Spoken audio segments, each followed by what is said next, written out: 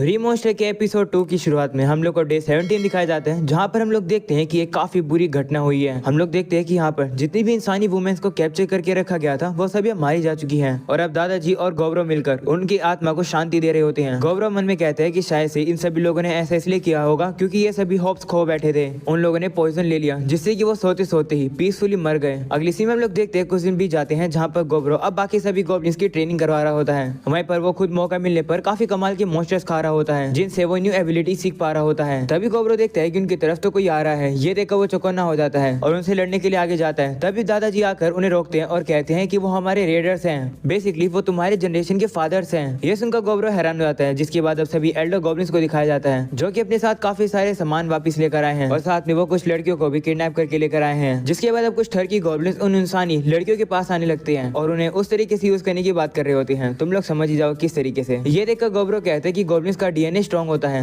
कि अगर वो लोग दूसरी स्पीसीज के साथ भी मेट करते हैं तो फिर भी गॉब्लिन बच्चों का जन्म होता है। ये चीज गौरव को बिल्कुल पसंद नहीं आती है। वो अब ग्रुप के लीडर से जाकर कहते हैं कि क्या इन सभी इंसानी लड़कियों को मैं संभाल लूं। ये सुनकर वो उससे गुस्सा हो जाता है और कहते हैं कि तुम कौन हो। वह हम लोग देखते हैं कि बाकी सभी एल्डर गॉब्लिन्स भी गौरव से काफी ज्यादा गुस्सा होकर उससे लड़ने के लिए तैयार हो जाते हैं। तभी यहाँ पर दो लड़कियां आती है और कहती है कि इस तरीके से लड़ाई मत करो। उन्हें देखकर गौरव पूछते हैं कि ये कौन है, तो दादाजी उसे बताते हैं कि वो लड़की होप सातो है और दूसरी लड़की मेज है जिसका नाम होप से है। वहीं पर अब होप सातो कहती है कि इस तरीके से सभी लोग फाइट मत करो, सिर्फ दोनों जनरेशन के लीडर्स को ही लड़ना चाहिए और जो विजेता होगा वही डिसाइड करेगा कि विलेज में क्या होगा। फाइट में वेपन्स अलाउड नहीं होंगे। तो वो लोग अब कहते हैं ठीक है। जिसके बाद हम लोग देखते हैं कि उन दोनों की लड़ाई शुरू हो जाती है और गौरव अपने अपोनेंट को काफी जल्दी से हरा देता है। वो अपोनेंट कहने लगता है कि आखिर ये जाल क्या है। वहीं दादाजी भी गौरव से कहते हैं कि आखिर तुम इस जाल को कहाँ पर छुपा के रखे हुए थे। तो कहते हैं कि मेरी बॉडी से बनाती है। गौरव ने ये जाल बनाना सीखा है डीमन स्पाइडर से। वहीं पर होप सातो और होप से गौरव से काफी ज्यादा इंप्रेस होकर उसकी तारीफ करती है। गौरव सभी से कहते हैं कि क्योंकि मैं जीत गया हूँ तो ऑफिशियली मैं इस विलेज का लीडर हूँ, क्या कोई दिक्कत है। वहीं पर अब सभी लोग भी कुछ कह नहीं पा रहे होते हैं और वो कहते हैं ठीक है, हमें मंजूर है। अगले सीन में हम लोग देखते हैं गौरव सभी इंसानी लड़कियों को स्टोरेज रूम में ले आता है और वो उनसे कहता है कि मैंने बाकी सभी से कह दिया कि कोई भी तुम्हें हाथ नहीं लगाएगा और ना ही मैं तुम लोग के साथ कुछ भी करूंगा। मैं बस तुम लोग का ख्याल रखूंगा। हम लोग इसके बारे में जरूर सोचेंगे कि एक दिन तुम आखिर तुम्हारे इंसानी विलेज में वापस कैसे जा सकते हो। तभी एक लड़की उससे कहती है कि हम लोग को क्या करना होगा। तो वो उसे कहते हैं कि कुछ खास नहीं, मुझे बस इंसानी नॉलेज चाहिए है। तो वो लड़की अभी अब उसे सारी बात बताती है। गौरव कहता है कि ये सभी ट्रैवलिंग बिजनेस की पार्ट थी उस समय पर जब ओल्डर गॉब्लिन्स ने इनके ऊपर हमला करा था। सारे लड़कों को तो उन लोगों ने मार दिया पर ये 5 लोग ही जिंदा बचे। वो सभी लड़कियां अब काफी इमोशनल होकर रोने लगती है। वहीं अब गौरव वहां से चला जाता है। अगले दिन हम लोग देखते हैं गौरव उनके लिए खाना लेकर आता है पर अब वही लड़की काफी खुश होकर उसे गुड मॉर्निंग कहती है। ये देखकर गौरव सोचता है कि शायद से ये लोग अब बहुत ज्यादा दुखी नहीं है और ये लोग अब पॉजिटिव हो गए कि इनके साथ कुछ भी बुरा नहीं होगा। मैंने भी इन लोगों के लिए खाना बनाया है इंग्रेडिएंट और यूटेंसिल्स का यूज करके। इंसान इवॉल्व नहीं करते हैं जिस तरीके से हम लोग करते हैं। उनके पास अलग अलग जॉब होती है, जैसे कि ये लड़की अप्रेजर है और साथ में एक स्मिथ भी।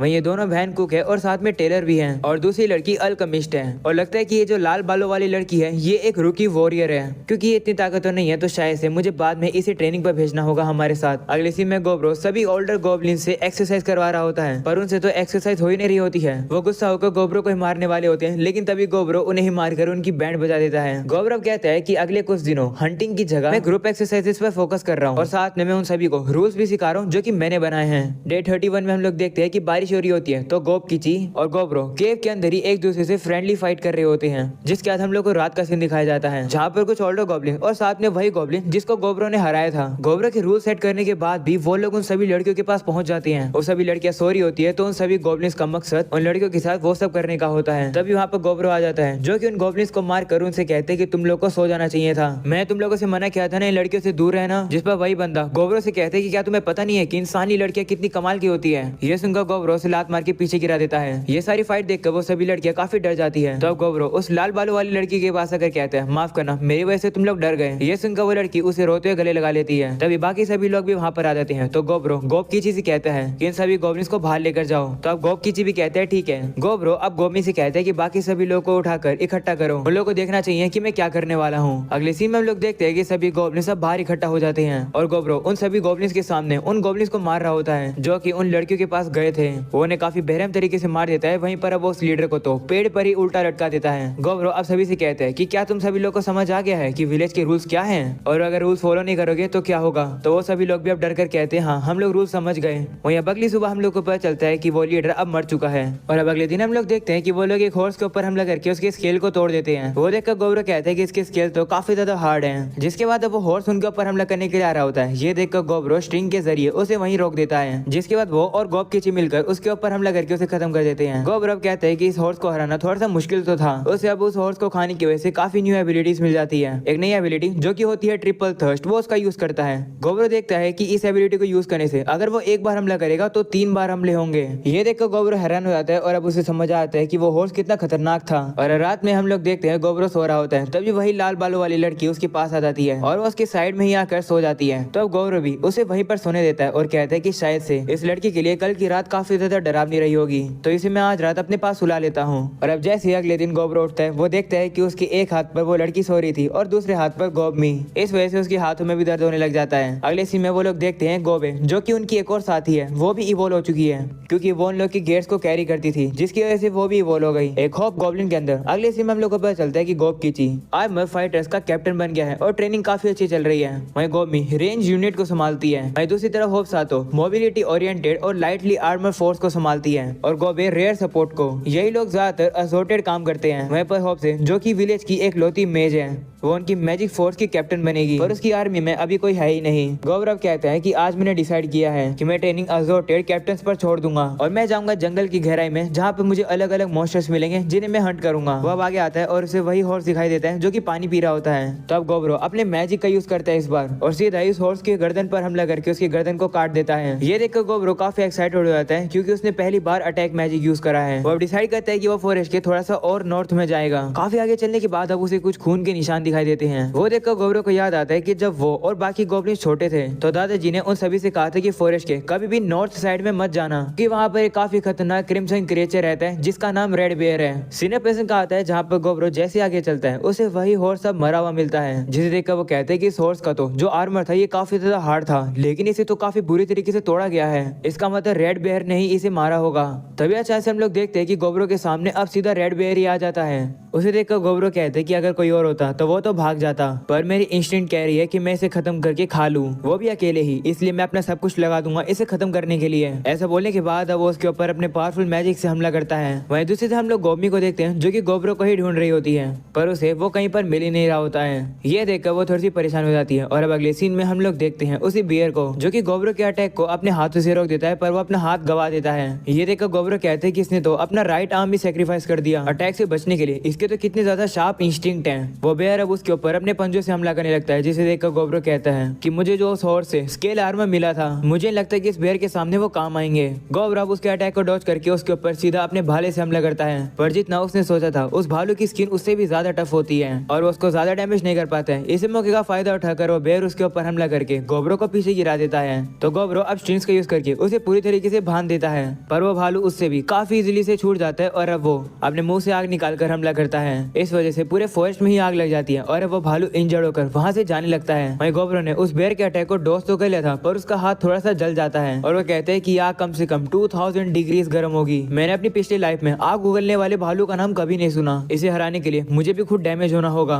गौरव अब सीधा ही उस भालू की तरफ तेजी से दौड़कर जाने लगता है। तब वो भालू अपने फायर से उसके ऊपर हमला कर देता है, लेकिन गौरव अपने ऊपर एक आइस की शील्ड लगा लेता है, जिसकी वजह से वो फायर में भी आगे बढ़ पा रहा होता है। वो अब आगे जाकर उस भालू के मुंह के अंदर सीधा अपनी तलवार डाल देता है और उसे रोक देता है, लेकिन भालू अब गुस्से में उसे काफी जोर से पंजा मार देता है, जिसकी वजह से गौरव काफी ज्यादा दूर जाकर गिरने लगता है। वो अपनी कमर पर एक स्लाइम जैसी चीज लगा लेता है जिससे कि उसको डैमेज कम हो, पर फिर भी उस भालू के अटैक का फोर्स इतना ज्यादा था कि गौरव काफी पीछे जाकर गिरता है और वो काफी घायल भी हो जाता है। वो अब उस भालू से कहते हैं कि हमारा मैच लगता है ड्रॉ होगा, जिसके बाद वो कहते हैं कि मेरी तलवार अभी भी इस भालू के मुंह में है, इसका मतलब ये और आग नहीं उगल पाएगा। वहीं पर हम लोग देखते हैं कि वो भालू अब काफी जोर से दहाड़ता है, जिसे देखकर गौरव कहते हैं कि ज्यादातर लोग तो इस दहाड़ को सुनकर वहीं पर फ्रीज हो जाते हैं और लगता नहीं है कि यह भालू मरने वाला है, पर अगर मुझे एक और हमला लगा तो मैं मारा जाऊंगा। इस समय पर मैं काफी बड़ी डिसएडवांटेज पर हूँ, पर कोई बात नहीं, इससे मुझे इस भालू को खाने में और ज्यादा मजा आएगा। ऐसा बोलकर वो काफी ज्यादा एक्साइटेड होकर सीधा उस भालू के ऊपर हमला करने के लिए चला जाता है। वो अब कहता है कि मैं भूखा हूँ। ऐसा बोलने के बाद वो छलांग लगाकर उस बेयर के ऊपर अपने भाले से हमला कर देता है, जिसके बाद वो उसके सामने आ जाता है और उसे कहता है कि मुझे तुम्हें खाना है। ऐसा बोलने के बाद वो वापिस से उसके ऊपर हमला करने के लिए जाता है, पर वो भालू भी गौरव के ऊपर अपने पंजे से हमला करता है और गोब्रो के हाथ को काट देता है, जिसके बाद हम लोग को अगले दिन का सीन दिखाया जाता है, जहाँ हम लोग देखते हैं कि गोब्रो ने उस भालू की पूरी गर्दन को ही काट दिया है। पर उस भालू का जो पंजा होता है वो गोब्रो की पूरी छाती के अंदर घुसा हुआ था। उसे निकालने के बाद गोब्रो कहता है कि शायद से मैं जीत गया। ऐसा बोलने के बाद अब वो उस पंजे को खा लेता है, जिसकी वजह से अब उसे काफी सारी न्यू एबिलिटीज मिल जाती है और अब वो बेहोश होकर वहीं गिर जाता है। जिसके बाद अब गोब्रो के सामने वही ब्लैक चीज आती है जो कि उसे पूछती है कि तुम्हारा लेवल अप हो गया तो क्या तुम इवोल्व करना चाहोगे। गोब्रो वहीं पर थोड़ी सी बेहोशी की हालत में होता है तो वो अब यस कर देता है। इसके बाद हम लोग को डे 35 दिखाया जाता है, जहाँ पर गोब्रो भूखा होता है तो वो फिर से उस भालू को खाने लगता है और अब वापिस से उसे कुछ न्यू एबिलिटीज मिल जाती है। जिसके बाद अब वो उस भालू की पेल्ट को लेने वाला होता है, लेकिन तभी वो रियलाइज करता है कि उसका जो चाकू है वो उसके लिए काफी छोटा हो गया है। तभी वो अपने आप को देखता है और अब उसे रियलाइज हो जाता है कि वो एक ओग्र के अंदर इवॉल्व हो चुका है। जिसके बाद वो विलेज के अंदर ऐसे ही चला जाता है, जिसे देखकर सभी गॉब्लिन डर जाते हैं और कहते हैं कि सभी लोग भागो, यहाँ पर एक ओग्र आ गया है हमला करने के लिए। वहीं गोब्रो उन्हें समझाने की कोशिश करता है कि वो कौन है, लेकिन कोई सुनने के लिए तैयार ही नहीं है। तभी गोब्मी वहाँ पर आती है और वो गोब्रो को पहचान लेती है और वो उसके पैर पे मार के कहती है कि आखिर तुम इतने समय से कहाँ पर थे। वो जैसे उसके पैर पे मारती है उसी के पैर में दर्द होने लगता है, क्योंकि गोब्रो का पैर अब काफी ज्यादा सख्त हो चुका है। गोब्मी अब गोब्रो से कहती है कि क्या तुम्हें पता है कि मुझे तुम्हारी कितनी चिंता हो रही थी और तुम्हारे लेफ्ट आर्म को क्या हो गया है।